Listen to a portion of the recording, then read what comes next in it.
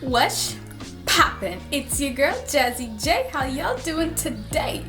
Welcome to my channel. If you're new around here, welcome. If not, what is up, Buttercup?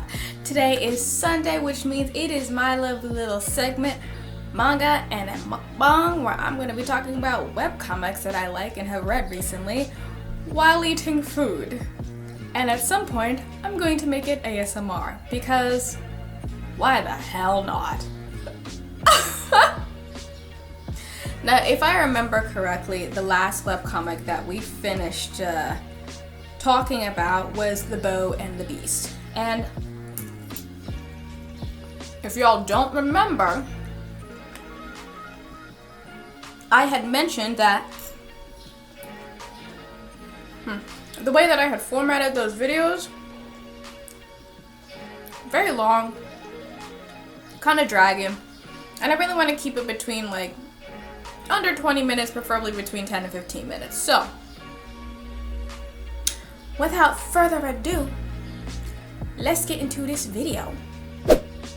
So this week we're going to be talking about a favorite webcomic of mine called Cheating Men Must Die. And I love this webcomic. It's not a time-traveling webcomic, it is a world-traveling webcomic, and it is fantastic. It is fantasy, it is drama, it is comedy, there's a little bit of romance in there because why not? I'm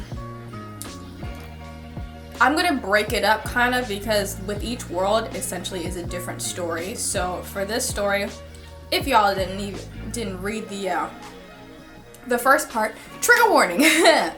There are themes of violence, the S word, manipulation, some adult themes in there. Yeah, that should be it for this particular story, and then the other stories are gonna have different trigger warnings. But yeah. So essentially the premise of the story is the main character, her name is Sue Lucia, and she keeps that same name throughout all the different worlds and throughout all the different stories. She essentially has a mission that was given to her by the Interstellar Space Society or something like that, to go around to these different worlds and essentially to fix the original plot and take revenge on cheating scumbags, male lead or female lead, and corrupt supporting female lead. That's literally her job.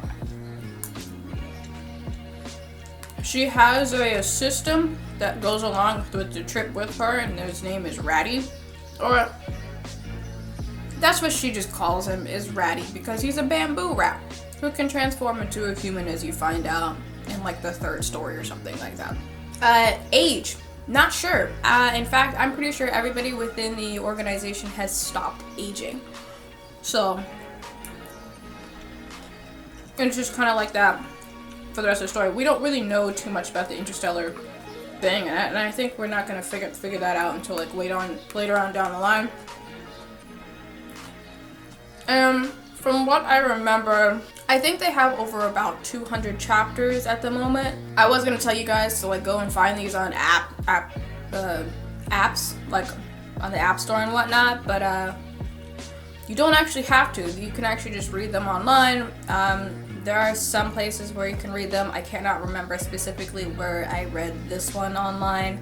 It might be Mangasi, it might be manhwa. Definitely wasn't web novel or webtoon. I don't remember, but literally just Google it, Cheating Men Must Die, and you'll find a free version of it. But if they have in the comic a place where you can go and find and support the original artist and their staff, just go to that website and just read it on there. Donate a little bit if you can. If you can't, just try not to read it from a bootleg thief website. That's all I'm gonna say on that, okay? So for the very first story, the setting is actually in ancient Asian feudal lord society. They don't actually give a country or anything like that. I guess it's not really important. You just know it's just ancient feudal lore. With this story, the female lead, so not the main character, not Su Lucia, the female lead in this story, her name is Yo Ruyan. She tragically died in her past life and was reborn into a new life where she could actually try to redo her life. And so she goes around killing everybody that's in her way and eventually ends up marrying the emperor, who she wasn't supposed to get the first time around, nor the second time around, and lives a happy life being empress, and that's kind of the end of the story. That being said, Su Lucia will go in and become the original female lead, Su Lucia. I know, it's confusing, right? So the main character comes in, she's supposed to be the main character supporting female lead, who was supposed to be the original empress that Liu Ruyan ended up killing. And she just takes back the story that's supposed to be hers instead of being the supporting character. To become the empress. I'm not going to tell you the whole story. You don't need to. I don't need to tell you the whole story. Go read it. Come back. Go read it and come back. It's a good webcomic, okay? I encourage that. What are my thoughts on the webcomic in and of itself? I love it. I originally thought that it would be a very cliche, like, first story type of thing, because, you know, when those revenge stories come around, it's typically the main character or the supporting character trying to be with the main male lead. In this case, it's the emperor, so the empress to be wants to be with the emperor, and then you have this little nobody who comes up and wants to kill the empress to be, and then she ends up being with the emperor, and, you know, everyone wants to just fall in love and be a great thing. No, that doesn't end up happening at all. In fact, Su Lucia was literally like, alright, so at the end, all y'all gonna die. All y'all gonna die. The prince is gonna die, the emperor's gonna die, Liu Ruyan is gonna die, and anybody who likes you guys is gonna die too. And she makes it so that Liu Ruyan kills the emperor and then commits S and dies next to the emperor. And I'm like, well, damn. I mean, okay. I love it. I'm here for it. I'm here for it. You have a man that's, please don't actually do this. This is just for the story, but like, if you have a man that's cheating on you with somebody else, you know, have the side piece kill the man and then you know, end herself with the man. You know, I'm here for it. I'm here. I mean, I'm not. Don't actually do that. Please don't actually do that. But like in a story, I think it's great. And the thing that I find to be absolutely fabulous is that she adopted a child from another concubine who was kind of like, she wasn't a favorite concubine or anything like that, and the child was like out of favor as well, and she was just like, yes, I will take this child. Instead of birthing my own child, I will adopt this child. I'm like, yes, adoption. That's, yes, I love it. It's great. Like, I love to see it. But you don't have to give birth to your own child. There are plenty of kids out there who need a happy and loving home and a happy and loving parents, and they're miserable right now because being an orphan or fostering kind of sucks. I mean, I'm not trying to speak from somebody from experience, like, I'm not saying that, but like, bringing this into reality a little bit, the foster care system in America, trash. And that's not me saying that. That's from other people that I know who have been foster children or have been orphans. They have told me, without sparing any details, that it is trash. So, I'm just saying, not only that, after Liu Ruyan comes back and the emperor tries to find favor with Liu Ruyan instead of finding it with Su Lucia, the fact that I could never, ever do what Su Lucia has done. Ever. She drank poison for this man. She got severe frostbite, kneeling out in the cold, trying to beg the previous emperor and his other sons to help the current emperor when he was going off to war for more soldiers or something like that. She took a blade, like a killer blow. She got stabbed. Here. Right on her shoulder. Next, like almost hit her heart. She got stabbed for this man. And this man has the audacity to turn around and be like, well, I like this concubine. I'm sorry. I'm what? Excuse. Oh boy. First, I would never do that for anybody. I'm just gonna put that right out there. I am not a ride or die. I will. Damn, that's crazy. You take care now, chick. That is me. I am not a ride or die. I never will be. I do not care. Do not make those decisions where you're gonna expect me to be a ride or die. Cause you're gonna find yourself left real quick. But even when I do stick my neck out for you, the fact that you have the audacity to run to somebody else and say, well, you never did anything for me. Oh, okay. And I will never do anything else ever again. Trust and believe. Trust and believe. Having me busting my butt for some man that doesn't want... No, I don't know what you thought this was. I will say, though, one of my favorite things about this webcomic is that this character, the main character, Sulusia, is very cool, calm, collected, and an intellectual and calculating individual. Like, I love a strong, independent woman. If she wants a man, she can get a man. She's that type of woman. So if she wants a man, she can get a man, but she doesn't need a man. I encourage that for all women out there. I'm just... Get your bag, sis. Get that job. Get that career. Get your nails done yourself. Get your hair did. Get your skin did. Do whatever it is you need to do. Be able to take care of yourself so that you can be in a position where you want a man. You don't need a man, okay? Because if a man puts you in a compromising situation, I want you to be like, well, I guess this ain't for me no more. And bounce. Because I'm going to need you to do that. I'm going to need you to do that.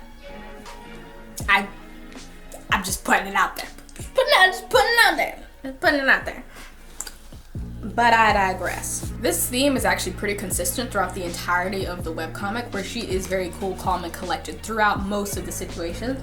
And there was only one story, which will be farther on down the line, I'll talk about it as well, where she lost her cool for like a hot second because she really, in that particular world, could have died because she would have been erased by this system. And again, I'll explain that more when we get down to later on to that story or whatever. But for the most part, she was like, nah, this is child's play. This is child's play. Why? She's been doing this for like hundreds of years or something like that. I don't know. I will say the female leads, Liu Ruyan, she is your stereotypical villain character that's trying to be good, is trying to take the male character, backstabber type of individual. So all of her schemes and plots and ploys are all very cliche. It's kind of like, oh damn, well, I kind of expected that. But in the way that Sulusia deals with them, I'm like, ooh, now that's unique. I like that. Oh, Liu Ruyan tries to do a lot of framing. She belittles Sulusia a lot. I think she tries to kill her a few times. Or at least tries to have the Emperor kill her a few times. I don't know. And she's very much a smoocher, suck up, kiss, trying... I don't know if it's PG on this channel, but I'm trying to keep it not rated M. I don't know how well I'm doing on that one, so anyway. The Emperor, trash. Throw him away. Just throw him away. Because when his life was flashing before his eyes, he was literally going back through all the times that he was supposed to end up with Sulusia and not Liu Ruyan, because he was like, oh damn, she really did do all of these things for me, and now I'm sitting here dying with this crazy psychotic woman who killed me and is now killing herself when I could have just, I don't know, been a decent human being. I mean, that's all you have to do is be a decent human being and you probably wouldn't be dead, but it's what it is, I guess. Closing remarks and final thoughts on the story. I give it 1,000 out of 10. 100% would recommend. Love it. Hilarious. Intellectual. One thing that I really love about this comic that doesn't happen for a lot of comics, especially web comics, because I understand that people have lives and they're not making a crap ton of money off of this. It's just a hobby or something that they like to do. The art stays consistent. Because I know if you guys maybe have like, yeah, if you guys have read a webcomic or something like that, the art like dwindles as the comic goes on. Like you could have this amazing, beautiful art concept at the very beginning, and then as time goes on, you're steadily dropping to stick figures, and I'm like, the art is part of the reason as to why I'm currently reading this comic. Like, it's great that you have a good story and all, but if the art is trash, me personally, I'm not watching it. So I love that. There definitely are a lot of sweet and cute moments, because I didn't touch on anything about with the son at all. The son is adorable. He is so cute. Like, I love him. He is very much like, all right, I'm gonna do exactly what you want me to do. I know that you're taking care of me. You're feeding me food. I'm so appreciative. Oh, like, I'm just like, this little boy is like adorable. Please, I just want to meet a kid that is that adorable in real life. I'm like, you're so cute.